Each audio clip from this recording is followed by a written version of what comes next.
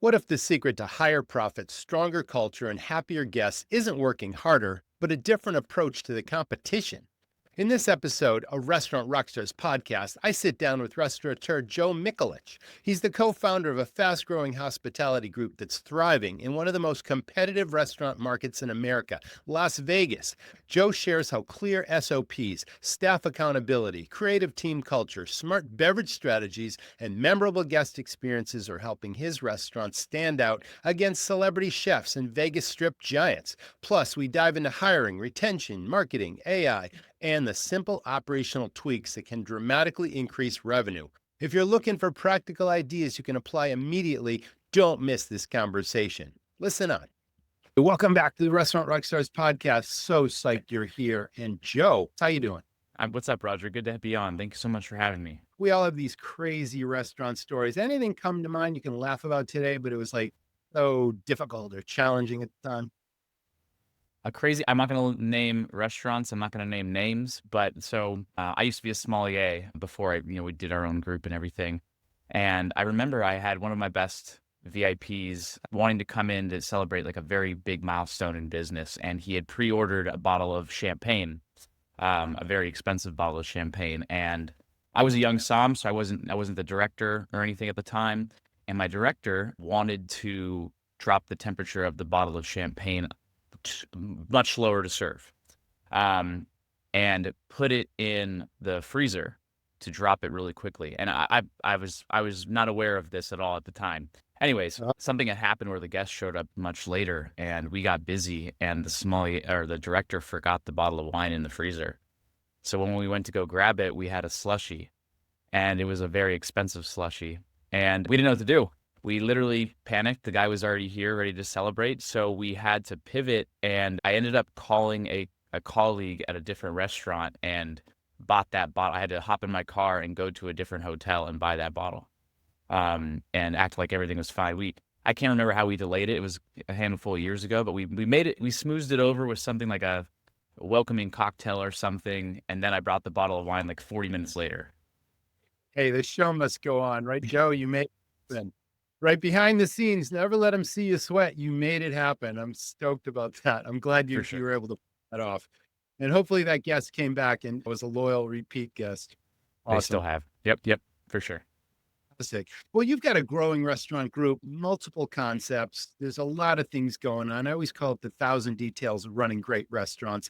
What would you say the competitive advantages are of your restaurants, and how do you stand apart? Because Vegas is a big foodie city, and there's a lot of well-known chefs, of course, that have opened up branches in all the major, obviously, strip hotels. Sure, it's a tourist market, but there's also it's one of the fastest growing cities in America. So you got to cater to tourists and locals alike. What's your competitive advantage? So true. Coming from the strip, when we opened up our restaurants off the strip, it almost was impossible to not have that mentality of working on the strip. And you're right, like a lot of the people that come to our restaurants, yes, we do get tourism, but a lot of them are the locals of Las Vegas, and it's a completely different demo that you're catering to. So it definitely was a shift in the entire group when we first opened, and we still today try and, we have to cater to the locals. The locals are the ones that keep us afloat during like the down seasons of, tourism, right? I would say one of our competitive advantages, at least with our group, I have an amazing partner, and he's a little bit older than me. He was my mentor for a very long time, so I've always had a lot of respect for him. But we just have different ways of life, different walks of life. He's about 20 years older than myself, so we cater to a different audience. And I'm the younger, I guess, a little bit more young, agile owner, and he's like the more wise. He's the Gandalf, right?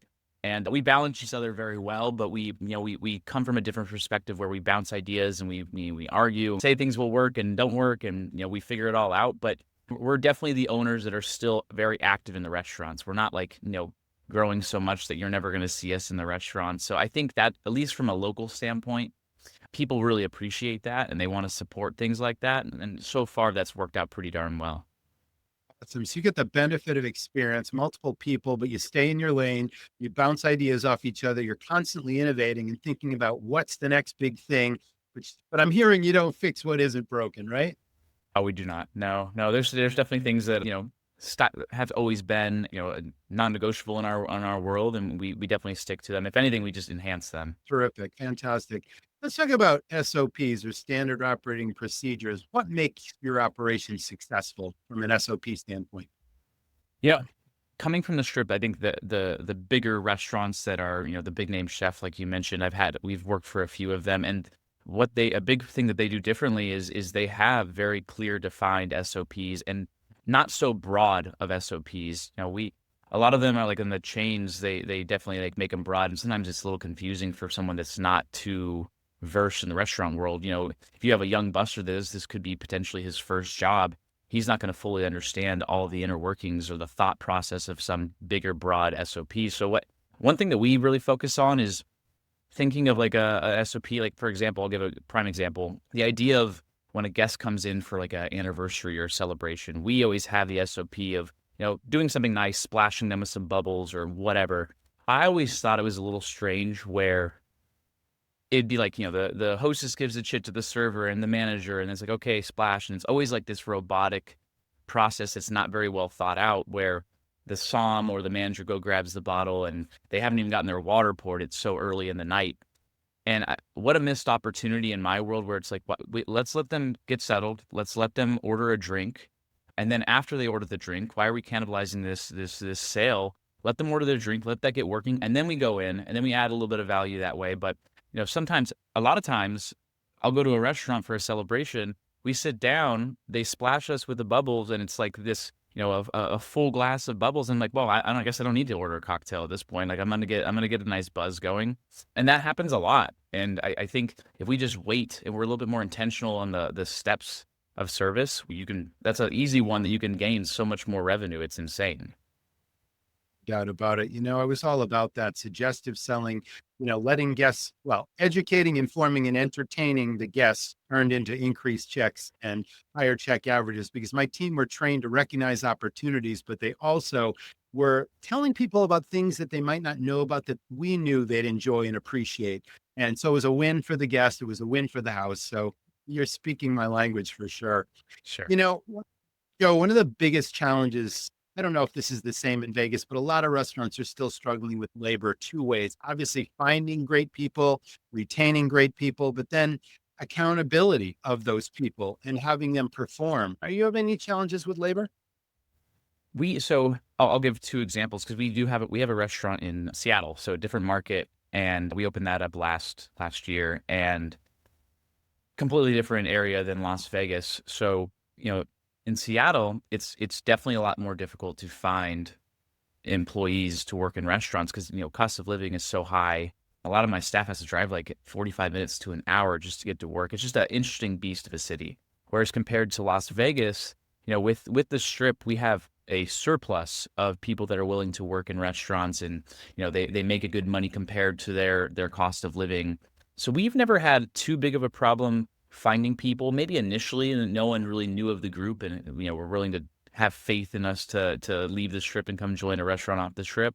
Now it's getting a little bit easier that we have a little bit more credit, but there is always that battle where people want to join us and they learn skills and stuff like that, and then they're like, oh, the new steakhouse on the Strip is opening up. I'm going to apply there because I'll make potentially twice as much money if I land a good spot. So that has always been a struggle of maintaining our team and creating like a family dynamic where like they feel very secure in staying with us rather than just going to the Strip and making getting union pay and all that jazz like that we can't afford. That's always the struggle.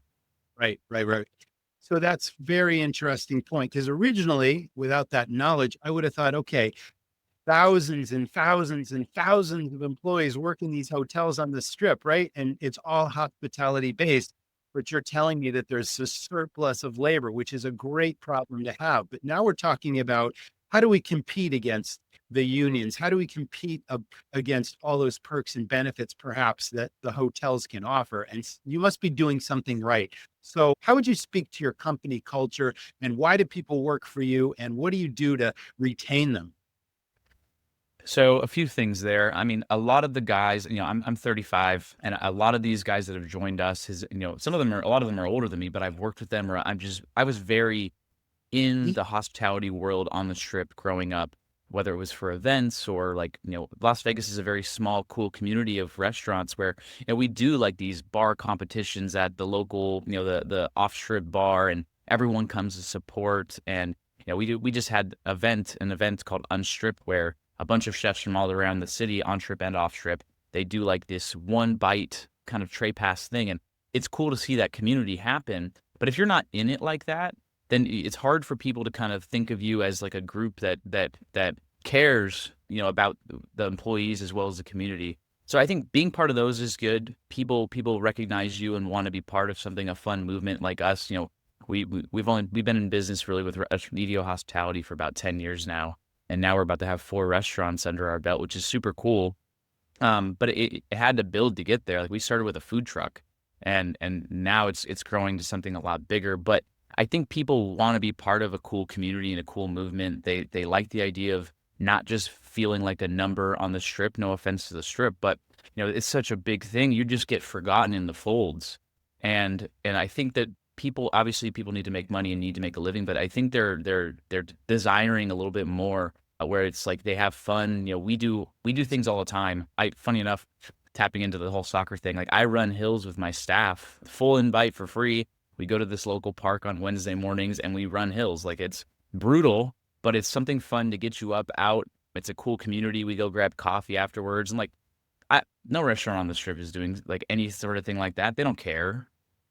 So that's one small thing.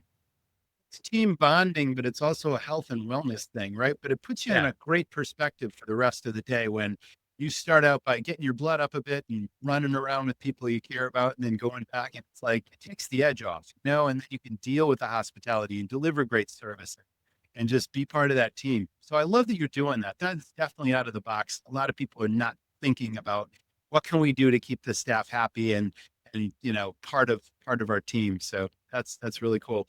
Let's talk about what you look for. Now, when you hire, actually, I like the word recruiting versus hiring. There's a big difference there. But when you bring somebody new in and you're interviewing them, it's like, are you looking for experience? Are you looking for attitude and approach? And we can teach the rest. I mean, some people think of it one way and some people approach it the other. And how do you do it?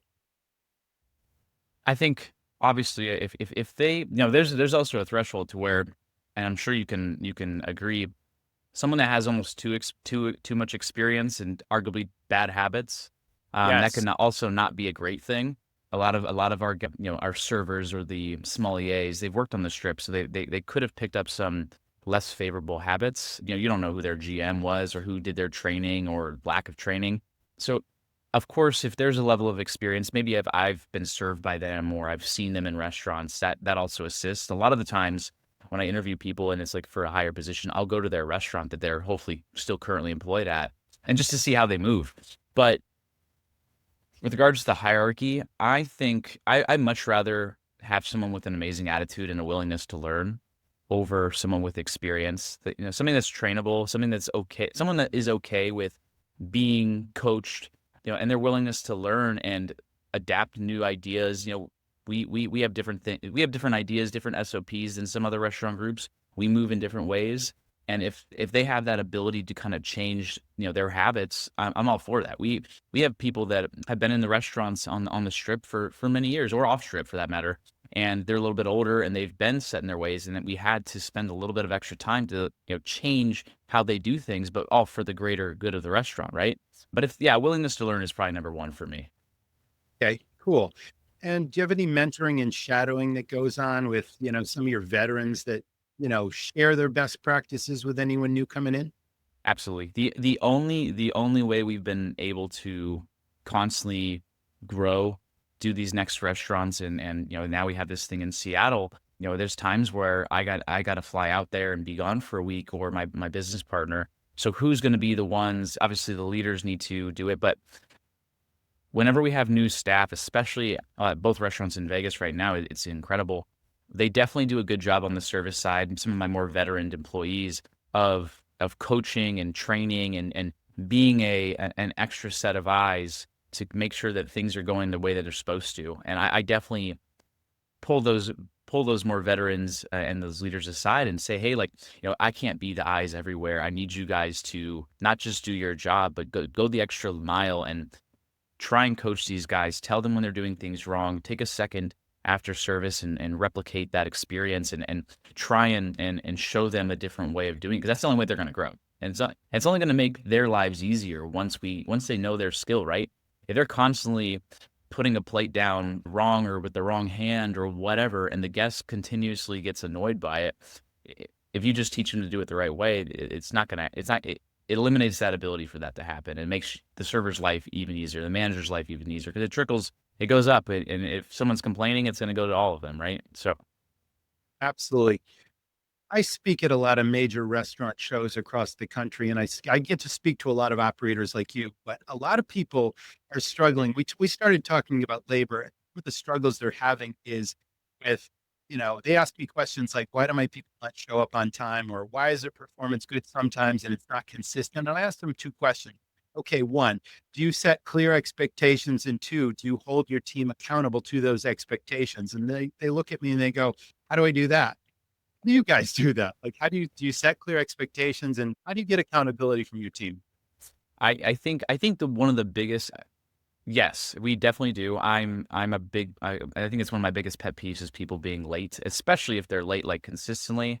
There's you can get across Las Vegas Valley in like 20 minutes pretty much from anywhere. So the excuse of like like big traffic, like a big city like LA or something, Seattle, it doesn't work with me. If you're consistently late, there's a genuine problem, and that I guarantee is like breadcrumbs about other things and other aspects of your life. If you're constantly showing up late, you're probably forgetting to acknowledge a birthday. You're probably forgetting to ring in that extra course or whatever.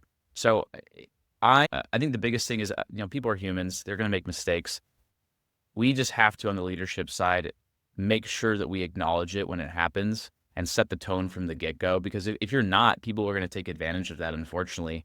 And if they don't take you as seriously, then something is being late every 5 minutes, that definitely will go through the entire team. So I think the biggest part of that is we just have to, when people don't do something right, we have to acknowledge it. It has to be done.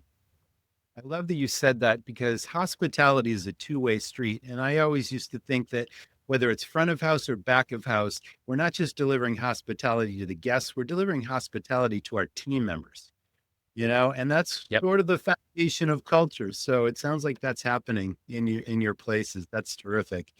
And what about staff recognition or rewards? Do you do anything special? Like, the employee of the month thing is pretty tired. I went into a restaurant in Utah last week, and sure, there's the employee of the month and there's the picture behind the counter. And it's like, come on, can you get more Sure. creative? What do you think? What do you guys do? We've never done an employee of the month thing. I think that is a little tired, but we definitely, we like doing like competitions to make it fun, just to keep it like jog up a little bit of more of a competitive side with the team. Like right now we're doing this eat Spain, drink Spain thing, being a little bit more Spanish restaurants. So I'm pushing my guys to sell all, on the wine side, it's easy for me. So I'm tasking them with selling all Spanish wine, and whoever sells the most Spanish wine at the end of the month gets a bottle of their choice to take home. And, we have some pretty high-end things, but I don't know, just doing some more competitive, creative things, taking a little bit of time to think about, don't make it so cliche and boring of an experience, but just jog up a little bit of creativity. And I like competitiveness, so I'm all about it. Thanks for pointing that out. I'm a big lover of Spanish wine, so I'd love a glass of Rioja this afternoon, just before dinner. Your team, they're the foundation.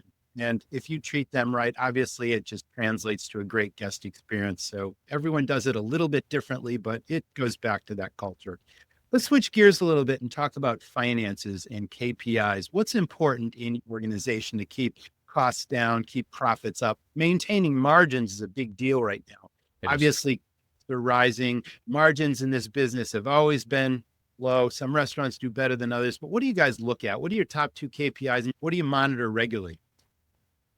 Vegas is funny. Especially being on the wine buying side, yes, I do hold accountable like my chefs to, a certain cost on their food and stuff and labor. They for the most part, it's a juggle with trying to be a group that does, more creative dishes, with some more unique items. Some of those items get a little bit more expensive. So yes, I hold them accountable to, certain percentages, but it's not anything ridiculous. I think where we really try and save money is on our beverage side. We get creative at cross-utilizing ingredients and cocktails. There's a lot of crazy deals that come up, especially like as we're ramping up for the summertime. On the wine world, wine kind of slows down with regards to tourism in Vegas. So there's some crazy deals that come up, and we take advantage of them. We buy pretty heavy, and really, we have the storage to hold a bunch of wine. So then we switch some of the things by the glass for the summer, or run different specials with things that the margins are crazy good as compared to just normal or considered normal. So we've always done a good job with that. I think it's any seasonal city. It's kind of a struggle with holding on to labor. When it does slow down, you have to cut pretty heavy and run with more of a skeleton crew. That's a little bit of a task because we want to still keep our guys happy and employed and everything. But the reality of the business is that sometimes we have to cut pretty heavy. So it's just us being aware and acknowledging it, I think, is the biggest part. And that's pretty predictable in terms of when things start to slow down and then they ramp back up again. And how much time are we talking about in between those shoulder periods? It's not much. 2 months, 2.5 months. Summertime when it gets so unbearably hot in Vegas, it makes sense that there's no big conventions and stuff. It's more of a pool season type of a time, and that guest coming in is probably not coming to a restaurant that has a tasting menu and sitting down. They're probably drinking at the pool, enjoying themselves. So it does slow down a little bit for sure, but it's not insanely long. I really just push my guys to say, hey, if we know this time is coming up, try and save your vacation. Go on a vacation during this time and get out of the city or go experience another city's restaurants or whatever. But if you can kind of push them or urge them to take their vacations during that slower time, it makes it a lot easier. Do any of them sort of go on unemployment for a short period of time, but you can retain them? Or are you losing staff because you've got to lay them off, even if they're good, solid employees? We don't really have anyone go on unemployment. I can't really think of recently that anyone that has. I think for the most part, and I don't know if this is everywhere, but definitely happens with us, is I think their guests or servers and staff are a little bit more okay with taking a cut during the warmer time. So if they're used to working 5 days a week and it goes down to 3 days a week for the summertime, they're kind of okay with it. It's not the end of the world. Right. Well, that sounds like that's working out as well. What would you say your guests are really seeking in their dining experiences, and how do you over deliver on expectations? Like, what's that competitive advantage look like besides Yeah. hospitality that everyone expects? Since hospitality is a given, it's like, what really drives your restaurants forward? I think so. Our group in our restaurants from now, like the restaurants we have open right now, they definitely are a little bit more on the creative side, unique ingredients, and we have tasting menus in both of them. And that's the goal for a first time diner. It's like, hey, I just want to sit down and try a tasting menu, learn some things I haven't had, because we have more control at that point, right? One of the biggest things that I tell my guys is obviously people are going to restaurants to get full. They're going to eat food, right? But if we aren't doing our job with regards to touching the tables and talking with our guests and interacting with them and teaching them something they've never learned in a restaurant or whatever, giving some other value that they can leave and be like, hey, remember when so-and-so was talking about this dish? I've never had that before. This is like a, extra thing that they had sent out. If they don't get any of that value to take away, what separates us any different than any other restaurant that they've ever been to, right? So that's a big one for us, is the education side, and trying to, and not like trying to be pushy educator, like you're just trying to show off what you know, but to do it in a charismatic way of teaching them something new. I think it is definitely like a tangible or intangible thing you can like walk away with and be like, man, those guys knew what they were talking about. They were great. But yeah, education's huge for us, for sure. Let's shift gears, talk a little bit about marketing. We talked a little bit about the power of the strip and the celebrity restaurants and all this. And it used to be where when people go to a hotel, even if there was a decent restaurant in the lobby, it's like they didn't want to stay in the hotel. They wanted to get out and about. So there are certain people that do that. But then there's also all these global brand name celebrity chefs that are big draws in your city that are in those hotels. And people leave one hotel to go to a restaurant in another hotel because of that. what do you do that works in terms of marketing, and how, is it a solid marketing plan? Does it shift? Do you come up with new ideas? Like, let's talk about your marketing plan. Yeah. So this you're 100% right with regards to the strip. It's definitely a beast, and the celebrity chefs, it brings the people in, right? Like for example, I used to work for Jose Andres for 11 years. He's one of the most famous chefs in the United States right now, and his restaurants are crushing it in town. They're amazing. And so what separates us? It's I will say Jose Andres restaurants aren't the least expensive by any means. So what's happening in Las Vegas? With regards to tourism is I think more and more people are starting to just to be a little bit more aware that they can go off strip even just a couple of minutes, and they can save so much money or have a little bit more of a little bit more curtailed special experience than going to a restaurant on the strip that does 500 covers, and you're just kind of like forgotten is as you're dining. Going Sure. off strip, there's a lot of amazing restaurants that are in a 2-mile radius. One of mine's called Brasseria, the French restaurant that just opened up 2 months ago. It's a rock throw away from the Sphere, and people are starting to be a little bit more aware of the value they can get off strip, even if it's just a 5-minute ride. So on the marketing side, we definitely try and be less expensive than the strip. We're not trying to compete with them with regards to like these crazy expensive experiences. We can't afford it. It just Still, like we Most talked about, definitely. Value for quality. sure. Yeah. Yeah, quality, no doubt. And, we're always open to new ideas of marketing. We're definitely not the best at it. I think that we can do better. We definitely shift a lot of it because we're a little bit more of a creative restaurant. We're not a traditional restaurant by any means, the group. That's also like our demographic. So we try to more and more utilize social media and inviting influencers, or they're called like micro influencers that aren't like these crazy expensive people. We've never paid for an influencer to come to the restaurant. We're not that group, but there is a demographic of small ones that have a up and coming following that's not like, mass big name in the social marketing world, social media world. And they can come in and have a couple bites and take some footage and stuff like that. And that's turned out to be very, very successful for us. We have one dish that's like insanely viral right now on social media and it was probably the dish that I least thought would be popular on Instagram or whatever, and it's literally people every day come in for it. It's hilarious. No kidding. You know, this may or may not be appropriate to you guys because it sounds like, oh, we had family fine dining in our restaurants, right? But we didn't take ourselves too seriously. It was a ski resort atmosphere. And we had influencers that actually sent business in the door, and we gave them trade for every dollar that they drove in the door.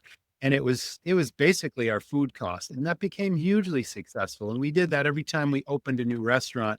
We had, Uber drivers and just people that were locals in the community that recommended our place on a chairlift ride or whatever it was. So, similar things like that, I'm sure happened with Uber, Lyft drivers, concierges, that kind of thing. But sounds like you got your plan set. That's a good point. A lot of it's definitely got to be creative with that. A lot of like the taxi drivers or Uber drivers, stuff like that. I've definitely heard that before. We've never set up a plan where it's like, some sort of a compensation way of doing it. A lot of them just like supporting the small, cool guys off the strip. There's not that many. There's, a handful of restaurants that do cool creative dining off the strip. And it's even more of a smaller community of chefs and friends. So we all stay like super close and assist each other, always, push other people our way, recommend each other to come to our restaurants. But that's a good idea about the taxis and Ubers.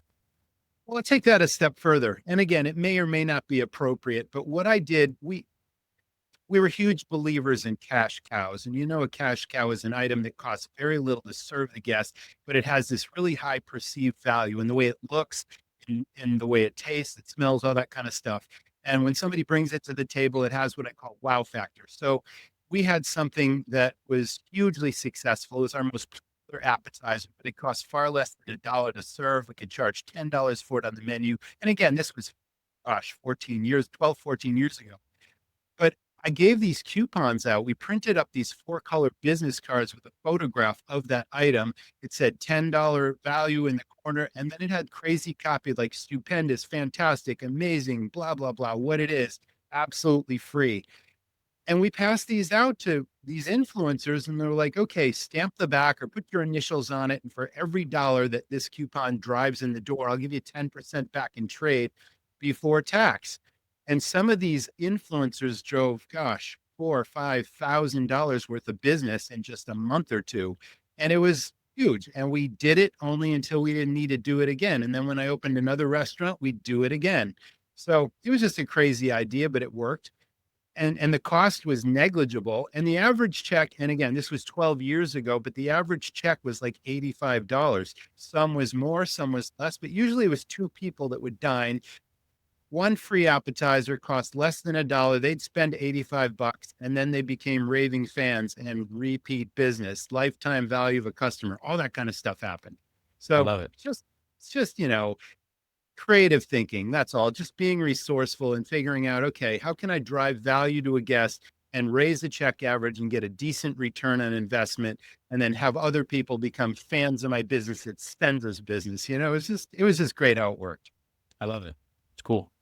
Shopping. Do you ever get out of town and, well, not out of town, but you ever see the competition and see what they're up to? You play your best game, but you kind of see what the competition is up to. What's their pricing like? What's their service like? Are they offering real hospitality? Do they have any hooks that set that place apart that maybe we can use? What do you guys do? So I definitely try and go out to dine at a new restaurant or a restaurant I haven't touched base with at least once a week. I try to. Doesn't always happen, but Okay, just because that's good. there's so many restaurants that are opening up in Las Vegas or out. I've been blessed to go to Seattle with the restaurant out there to see what other restaurants and what other markets are doing. And I always push my guys to, whenever they go on trips, to definitely think about like going to a cool restaurant, a new restaurant that that's highly acclaimed, that's got great ratings, that is in the loop of popularity, blah blah blah. But I mean, I love shopping restaurants. I think it's a good way to pick up on new ideas and see what doesn't work. A lot of it is very like specific to an area. Like, what some place on the strip that's doing 700 covers a day probably isn't going to be the same model that we would do for a restaurant that's doing a higher check average and 100 covers a day. But there definitely is like breadcrumbs of like brilliance out there, and I love talking with other restaurant group owners and leaders to see like, if they're implementing anything new. The technology side is revamping every single day. There's so many new tools that we can use to make our lives easier or just more efficient. So I do it all the time for sure. I'm glad you do. I did that as well, and then I started sending my team out, or I would have the top server of the week. Hey, go have a free dinner on me. Just bring us back a report on what this place is doing. And they used to bring us back all kinds of great feedback on. So it was a win for the server. It was an incentive. It encouraged everybody to keep pushing and keep being competitive. But it was just a fun night out for somebody. You Totally. can learn so much by seeing what the competition is up to and never letting your guard down and always trying to stay ahead. So for sure. Last topics here. Let's talk about AI, because it's become such a huge thing for every business really, but restaurants included. And some restaurants are kind of on the sidelines and they're not sure what's happening, or they don't really know what to adopt. How are you guys using it, if you're using it, and what's been the benefits so far?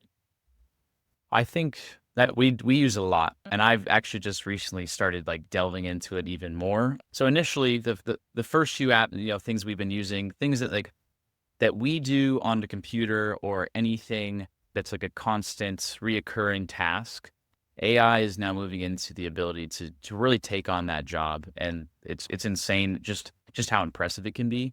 But you know, we have apps that alert us with regards to reviews, and we have certain messages we can send out to let the guests know that we acknowledge their review and things like that, or even just asking, recommending for a review and things like that. Like that app's been out for a while. That's been great. There's, now you can talk to AI and have it make a very quick update on your website. It takes 5 seconds to send a quick text message, or even like blocking the books on reservations. If you notice that if you're super heavy during a certain time, I can literally just send a quick email to this company that manages our reservation systems, and they can do a quick block literally while I'm on the talking to text in my phone. The ability to move quick and make quick decisions on the fly is easier and easier every day now. Um, Even more so, I definitely been moving into more of the Claude Code type stuff with an AI agent. And Okay. it's still very new for me. I'm by no means a pro, but a lot of the things that I do, part of my like daily workload is now being centralized where it just shows up to me and is read to me. And it checks the box for what I feel like I need to know, what I'm armed with information wise every day as soon as I wake up, rather than me having to look for it all. It literally is like one central hub. Yeah, the AI agents is crazy. What it's doing, I mean, eventually it's going to be able to handle our scheduling, handle our, yeah, if I feel confident enough with it, handle payroll, or just send me like a lot of it already finished, and then I can just check it, and then we're good to go. But I mean, AI agents are crazy. They handle my scheduling. They feed out all the BS that comes to your email thread. So you're not making as many decisions every day. So you have the ability to really focus on what really matters in your business and not the fluff. Fantastic, Joe.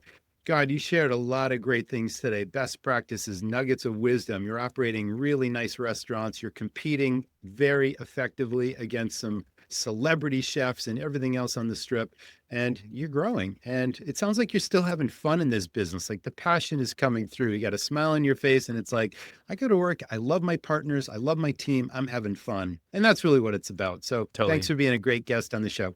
Yeah, I appreciate it, Roger. Thank you so much. I think this is a lot of fun.